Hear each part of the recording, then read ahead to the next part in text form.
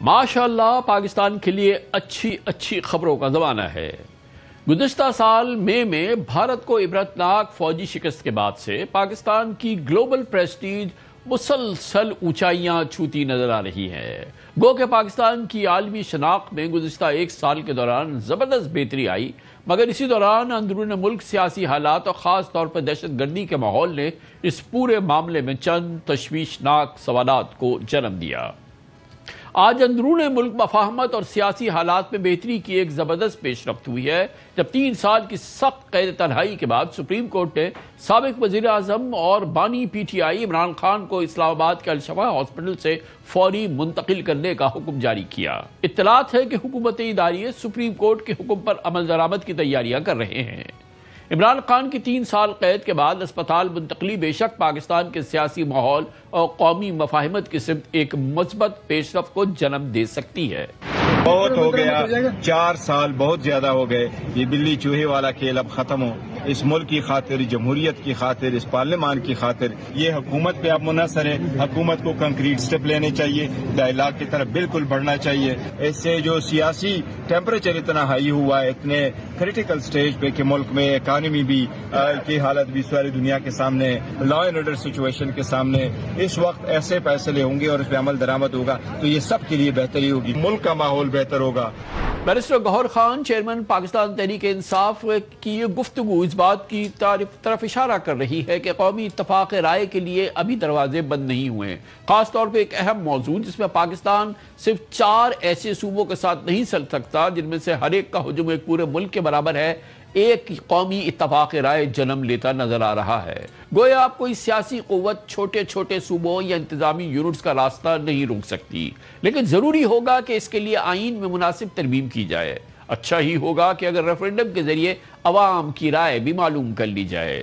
28ویں آئینی ترمیم کے حوالے سے باخبر ذرائع کہتے ہیں کہ ماہرین آئین و قانون مسلسل قومی امنگوں کے ہم آہنگ آئینی ترمیم کی تیاری میں مصروف ہیں۔ دوسری جانب انتہائی باخبر مصدقہ ذرائع اسرار سے کہتے ہیں کہ 28ویں ترمیم آنی ہے اور آ کر رہے گی۔ پارلیمنٹ 26ویں اور 27ویں ترمیم کے جذبے کے تحت 28ویں ترمیم کی منظوری بھی دے گی۔ عام خیال یہ ہے کہ ضروری آئینی ترمیم کے بعد صاف شفاف الیکشنز کے ذریعے ایک نیا مکمل اور خود مختار مقامی حکومتوں کا ایک نیا نظام قائم ہوگا اور 2029 میں پاکستان کے لیے شاید پہلے مکمل صاف و شفاف انتخابات کا انعقاد بھی ہو۔ یہ وہ پس منظر ہے، بیک گراؤنڈ ہے جس کے تحت پاکستان اب ماشاءاللہ اعتماد، امید اور نئے قومی عزم کے ساتھ آگے بڑھتا نظر آ رہا ہے۔ آج سپریم کورٹ سے آنے والے حکم سے ملک میں مجموعی اطمینان کی لہر دوڑ گئی، جب سپریم کورٹ کی 3 رکنی بینچ نے عمران خان کو 48 گھنٹوں کے اندر اسلام آباد کے شفا انٹرنیشنل ہاسپٹل منتقل کرنے کا حکم دیا، جہاں ان کا مکمل اور تفصیلی طبی معائنہ ہوگا۔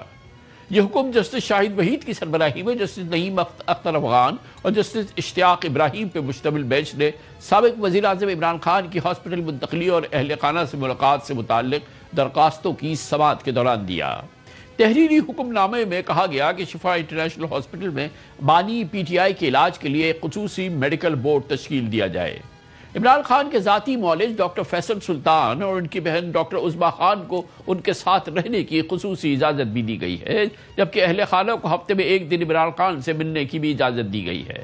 اس کے علاوہ عمران خان کی ہفتے میں 2 بار اپنے بیٹوں سے ٹیلی فون بات کرانے کا بھی اس حکم میں ذکر ہے۔ یہ بھی ایک بہت امپورٹنٹ ڈیولپمنٹ ہے۔ عدالت نے عمران خان کی گرفتاری سے اب تک تمام میڈیکل ایگزامینیشنز اور علاج معالجے کی تفصیلات، زیر سماعت اور زیر التوا مقدمات سمیت ان مقدمات کی تفصیل بھی طلب کی ہے جن میں عمران خان کو سزا ہو چکی ہے۔ یہ بھی بہت امپورٹنٹ ڈیولپمنٹ ہے۔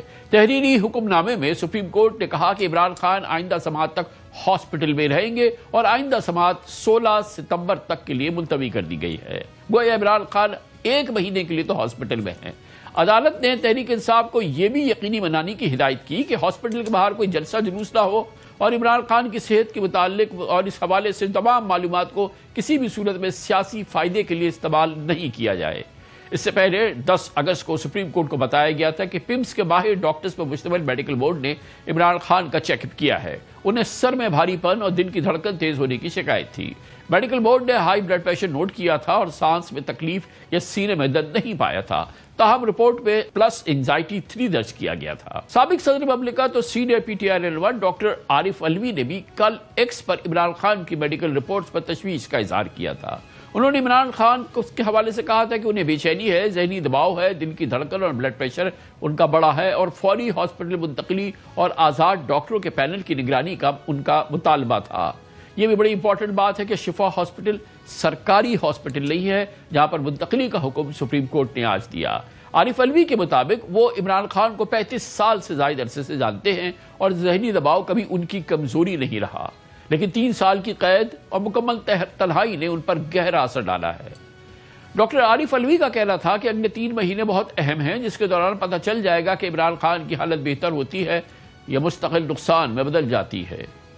یہی وہ بیک گراؤنڈ ہے جس میں 3 سال سے ریاست اور عمران خان کے درمیان جاری شدید مہاراجائی کے بعد پہلی بار ایسے اشارے مل رہے تھے جو کسی ممکنہ تبدیلی کی جھلک دکھا رہے تھے۔ اس بار فرق یہ ہے کہ بات صرف افواہوں تک محدود نہیں تھی، بلکہ عدالتی، سیاسی اور سیکیورٹی سطح پر کچھ ٹھوس پیش رفت سامنے آ رہی تھی۔ سیاسی سطح پر بھی برف پگھلنے کے آثار تھے۔ کل ہی نائب وزیر اعظم اسحاق ڈار کی رانا صلاح اللہ سمیت سینئر مسلم لیگ نون کے رہنماؤں کے ہمراہ chairman P T I barrister Gohar Khan سے ایک بڑی امپورٹنٹ ملاقات بھی ہوئی تھی۔ اس کی ٹائمنگ بھی بہت امپورٹنٹ ہے۔ حقیقت یہ ہے کہ 3 سال کی کشیدگی نے ریاستی اداروں، سیاسی جماعتوں اور عوام سب کو تھکا دیا ہے۔ اگر واقعی ٹینشن میں کمی آ رہی ہے تو یہ صرف ایک فرد، ایک جماعت کے لیے نہیں بلکہ پورے ملک کے لیے ایک بہت ہی زبردست ڈیولپمنٹ ہے۔ پرائم منسٹر شہباز شریف پاکستان تحریک انصاف کو متعدد بار ڈائیلاگ کی آفر کر چکے ہیں۔ 2 ماہ پہلے بھی انہوں نے پارلیمنٹ فلور پر پی ٹی آئی کو دعوت دی تھی کہ آئیں، بیٹھیں اور بات چیت کریں۔ یہ سب ہمارے بھائی ہیں جناب اسپیکر، کوئی لڑائی نہیں، صرف آئین اور قانون اور جمہوریت کو فروغ دینے کے لیے میں آج پھر اس وقت میں نے مساق جمہوریت کی ایک مرتبہ نہیں، یہ سب گواہ ہیں، تاریخ کے اوراق گواہ ہیں، آپ کا ریکارڈ گواہ ہے کہ میں نے اس وقت بطور لیڈر دی اپوزیشن ایک مرتبہ نہیں، ایک سے زیادہ مرتبہ کہا کہ آئیے مساق جمہوریت کی طرف بڑھیں، آئیے مساق معیشت کی طرف بڑھیں۔ پایا حقارت سے میری ان انتہائی مخلصانہ آفرز کو ٹھکرا دیا گیا، لیکن as a say it is never too late, آئیں، بیٹھیں، میں بات چیت کے لیے تیار ہوں۔ اسی دوران پاکستان میں ایک بڑی تحریک چل رہی ہے۔ مقصد یہ ہے کہ پاکستان کے گورننس کے نظام میں بڑی تبدیلیوں کی ضرورت ہے۔ انتظامی تبدیلیوں کے واضح اشارے سامنے آ رہے ہیں۔ ملک کے طاقتور حلقوں میں نئے صوبوں یا انتظامی اصلاحات کا فیصلہ ہو چکا ہے اور اسے مجوزہ 28ویں آئینی ترمیم کی تیاری کی ایک اہم کڑی کے طور پہ دیکھا جا رہا ہے۔ بالآخر یہ رائے سامنے آئی ہے کہ نئے صوبوں کا قیام ہی اس مسئلے کا واحد حل ہے، لیکن یہ اتنا آسان نہیں۔ پیپلز پارٹی نئے صوبوں کی راہ میں دیوار بن کر کھڑی ہے اور سندھ کی بات کرنے والوں کو باقاعدہ للکار رہی ہے۔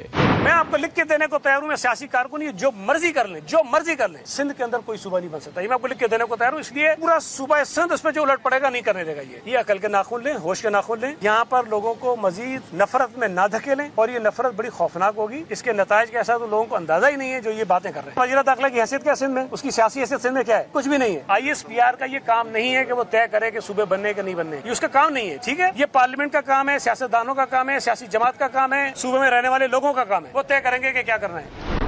اچھی بات یہ ہے کہ پیپلز پارٹی کی جانب سے یہ نہیں کہا گیا کہ وہ انتظامی یونٹس بننے کے بھی خلاف ہے۔ یہ بہت امپورٹنٹ بات ہے۔ 27ویں ترمیم کے بعد سے ملک بھر میں مسلسل 28ویں آئینی ترمیم کے حوالے سے خبریں گردش کر رہی ہیں۔ جیسا کہ ہم نے پہلے بھی بتایا کہ یہ ترمیم ابھی تیاری کے مراحل میں ہے، اس لیے کچھ تجاویز میں تبدیلی ممکن ہے، لیکن بڑے ریفارم پیکج پر اس میں تبدیلیاں نہیں آنے کا امکان ہے۔ انہی تبدیلیوں کے حوالے سے سیاسی جماعتوں کے پاس اب بھی مذاکرات کی گنجائش موجود ہے، لیکن ان کی گنجائش محدود ہے۔ اہم بات یہ ہے کہ ریفارم سیاستدانوں کی جانب سے نہیں لائی جا رہی، بلکہ سیاسی مزاحمت یا سیاسی اقدام کی کمی کے باوجود آگے بڑھ رہی ہیں۔ اسی دوران ایک با اختیار مقامی حکومت کا نظام اب ناگزیر دکھائی دے رہا ہے۔ چاروں صوبوں میں موجود کمزور بلدیاتی نظام کی جگہ ایسا نظام لانے کی بات ہو رہی ہے جس میں مقامی حکومتوں کو بے پناہ بلکہ مکمل حاصل ہوں گے اور انتخابات کا طریقہ کار بھی تبدیل کر دیا جائے گا۔ دوسری جانب نئے انتظامی یونٹس پر بھی کام جاری ہے۔ ان یونٹس کی حتمی شکل ابھی طے نہیں ہوئی، لیکن پیپلز پارٹی کے لیے انہیں مسترد کرنے کی اب کوئی گنجائش واپس موجود نہیں رہے گی، کیونکہ جس انداز سے جو تجویز سامنے آ رہی ہے وہ یقیناً نئے صوبے کی تجویز سے مختلف ہے۔ بہرحال پاکستان کے سیاسی موسم میں تبدیلی ہو رہی ہے، مثبت تبدیلی ہے جو کہ ہم ہر جانب دیکھ رہے ہیں۔ پاکستان کا بین الاقوامی امیج ڈیفینیٹلی بہتر ہوا ہے گزشتہ ایک سال کے دوران، اور اس میں شاندار تبدیلی دیکھنے میں آئی ہے۔ اندرونی ماحول کے حوالے سے بھی بڑی امپورٹنٹ ڈیولپمنٹس ہوئی ہے، اور آج کا دن اس سلسلے میں بہت اہم ہے۔